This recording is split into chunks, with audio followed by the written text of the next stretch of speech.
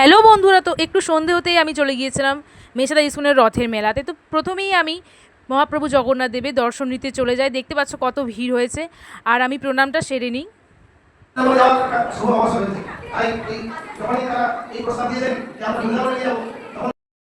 দেখো মন্দিরটা কত সুন্দর করে সাজানো হয়েছে, আর তার পাশেই দাঁড়িয়ে ছিল রথ। তারপরে আমি ঢুকে পড়ি মেলার মধ্যে। দেখো কেমন কাদা প্যাচ প্যাচ করছে, তবুও কিন্তু মানুষের ভিড় একটুও কমেনি। এই দেখো রাস্তার অবস্থাটা কেমন হয়েছে। তারপরে আমি এখানে চলে আসি।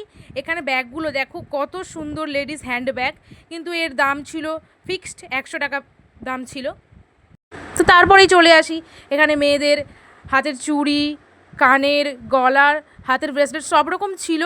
এর দাম ফিক্স ছিল না, বিভিন্ন জিনিসের বিভিন্ন দাম। তো আমার একটা কানের পছন্দ হয়েছিল, তো সেই কানেরটার দাম 100 টাকা বলেছিল, তো আমি নিয়ে চলে আসি। এখানে তোমরা অনেক সুন্দর সুন্দর গ্রোপি ড্রেসও পেয়ে যাবে। তো তারপরে আমি চলে গেছিলাম যেখানে বাচ্চা থেকে বড়দের অনেক ভালো ভালো রাইড ছিল। তো রাইডে অতটাও ভিড় হয়নি, ফাঁকা ছিল, কিন্তু বাচ্চাদের রাইডে মোটামুটি একটু আধটু ভিড় হয়েছিল। এই দেখো বাচ্চাদের যেখানে রাইড সেখানেই বেশি ভিড় হয়েছে। ডিস্কো এইসবে তেমন একটা মানুষ ছিল।